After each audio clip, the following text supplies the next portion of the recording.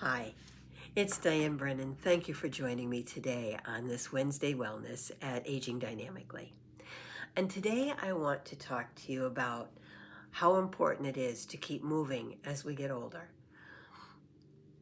And I know this because I see my mother, who at 87 has spent the majority of my life being very, very sedentary. I'm to the point when my sisters and I were growing up, she had us go get her Pepsi, her tea, her whatever sugary snack she was going to eat, make her a sandwich, whatever. Whenever we were home, she didn't move out of her chair if she didn't absolutely have to do something that we couldn't do for her.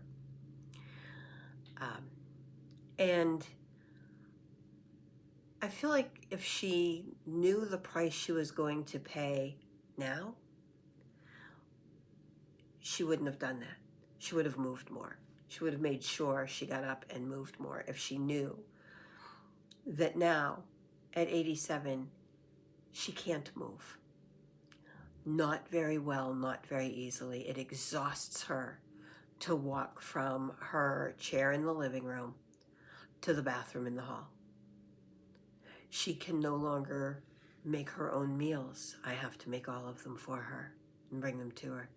She has gone from walking with a cane and reasonably well, being able to walk around stores pushing a buggy and everything, to having to ride around in a ride-around buggy and having to use a walker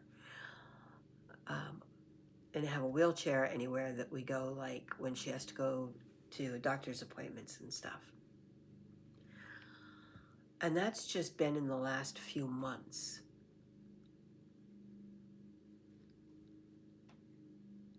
It's very painful for her. It's very exhausting for her. In part because her legs are extremely heavy. She has lymphedema and lipedema, and most of her body weight is from the waist down. And the reason for that is not moving, because you have to understand that lymph is all trapped in her legs because the lymphatic system does not have its own pump. So your blood has a pump, right? Your circulation through your veins of the blood, that has a pump. That's your heart, right? It does this and it pumps the blood throughout. The lymphatic system does not have its own pump. So while your blood circulates, whether you're sitting all the time or laying down all the time, whether you're paralyzed and can't move out of a chair or out of bed or not, your lymph does not. It only moves through your system when you are moving and pumping it. So it's important not just to move your legs, but to move your arms. It's why walking, they stress, like, making sure your arms are swinging, right? Make sure you get a good arm swing. Watch race walkers and how they do it. It's to pump the entire lymphatic system. And just doing something like dry brushing or, doing those things you see with the whatevers that, scrape your face and everything, that's not enough. You have to move. You really do. I start every day out with a stretching routine, and this was long before I ever knew any of this stuff, okay? I've just always stretched. I grew up dancing, and I noticed I was getting stiffer when I stopped dancing, and I was a mom, I had children, and suddenly I really was having trouble, being able to move like I wanted to. So I started stretching. And I've done this combination because I've done dance, I've done martial arts, yoga. So I have this combination of a morning stretch routine that I've created myself. And when I looked up lymphatic drainage stretching recently, was looking to see what could I add to my routine, I found out I didn't really need to tweak my routine a lot. I've only added in a couple of extra movements because most of my routine was already what you do for that, because the stretches from dance, martial arts, and yoga all kind of overlap. And so some of those tweaked some of the stretches, but it turns out it was really close to what I saw a few people doing for that stretching routine. You know, we weren't designed to sit around like we do today. Our ancestors moved. They moved a lot. That's like all they did all day was walk around and do things. And if they did sit, they didn't sit in a chair like we do. And rocks are hard, the ground is hard, trees are hard. They squatted. I'm working on that one. Because I'll be honest, like most people, it's not something I've really done. So I do need to, work on my squats so that I can do that more. But movement, I mean, I live in a very walkable neighborhood now, and I'm getting out and I'm walking every single day. And I've always been one who really got out and walked off and on. I've had periods where I didn't, and I notice it when I don't. And then my ex-husband and I, we moved to my home state of New Hampshire, and we moved to an area that was swamp forest, and we thought that we were going to go walking a lot more than we ended up doing because it was too buggy. When the weather got nice enough to be going outdoors and doing things, the bugs were so horrible that you walked swatting them with something. I would carry a fan or a hat or something and spend my entire walk swatting around my head and my body. Yeah, I mean, like, I did a lot of arm swinging, that's for sure, to keep the bugs from just making me totally miserable. And it's not very conducive to a nice walk, so it doesn't make you want to go out and do it a lot. So now that I'm here in West Virginia, I'm out walking. I live in a neighborhood full of sidewalks, very, very, very walkable. A lot of people do walk this neighborhood. I did find some trails that are out behind the houses, but they go like way up a hill like this. I'm not all the way up to that challenge yet because I'm just coming out of being way too sedentary myself. But I know what the consequence is because I see it firsthand of not doing it. So even on days I don't feel like walking, I make myself get out and do it. On days that it's raining, I'm starting to do in one of those indoor walkout routines, and I really want to try the Tai Chi for that walking Tai Chi. I've taken Tai Chi in the past at a studio, but it wasn't the same as these like workouts are. It was a little different. So Tai Chi is really good. That's what keeps the Asian population so limber and youthful. You look at them, their movements flow way more than ours do. They have a grace, even in old age. And that's why. Because if we don't stay limber and stretched, our bodies age way ahead of our chronological age. And they know this. In Japan, they say that, you know, the more limber you are, the younger you are. It has nothing to do with chronological age. It's everything to do with the physical age. So they have an awareness of this. And they make sure they move a lot. So as we get older, it becomes even more important to keep moving.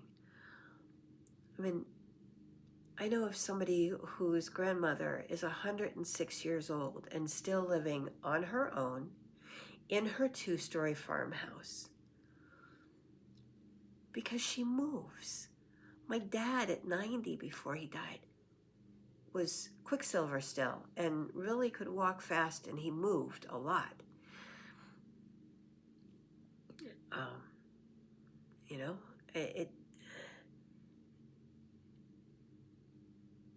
I've seen the contrast, and I'll tell you, I know which way I want to age. And it's not being unable to walk more than a handful of steps and it's not being in a lot of pain. Supporting that is part of why I wear these patches. These are stem cell patches. They support my general wellness as I age. If you want to know more about these or about anything else specific that I'm doing that I could help you with, shoot me an email and we'll set up a free discovery consultation. I'm going to give you the information that you want, and that's it. What you do with it after that is up to you.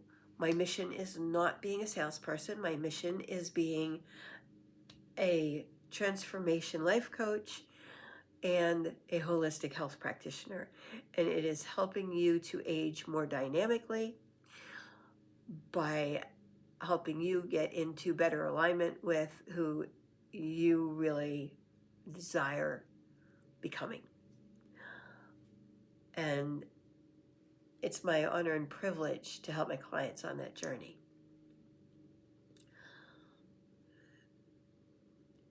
So if you want to work with me as a coach and holistic health practitioner, also same thing, shoot me an email and we will set up that discovery call. But I'm not going to pressure you into anything. It is up to you after that. All right, so don't be afraid to do the reach out, please. I'm not that person. All right. So anyway, just understand this movement is something we are very much designed to do. It's something we really need to do. If you want to age dynamically, you have to get moving.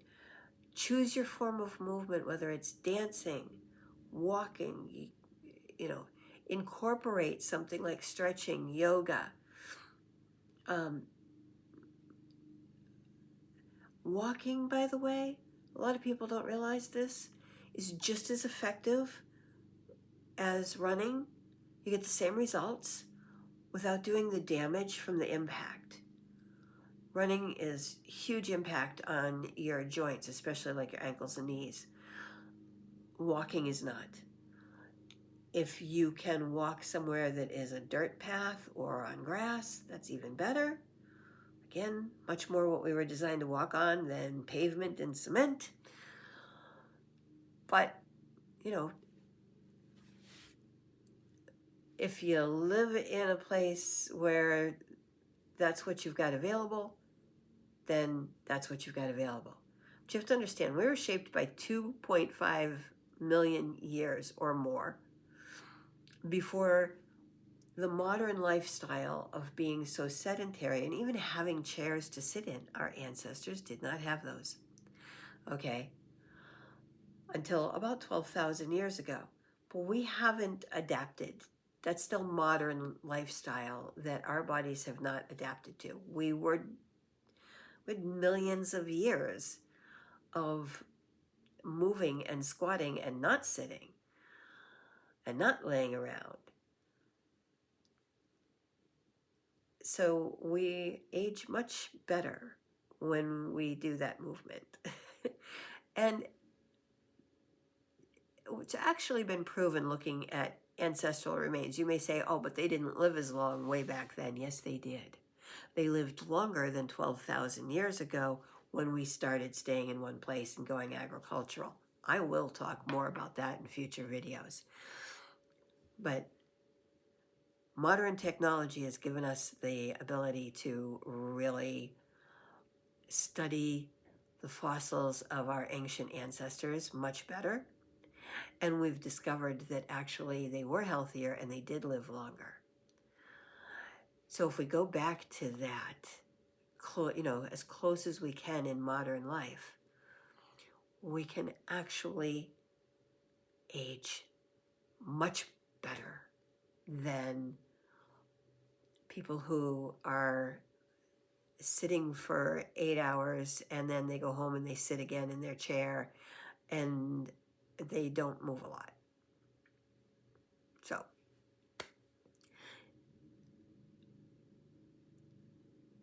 I look forward to seeing you in the next video. Much love, many, many blessings. Peace out. Thank you.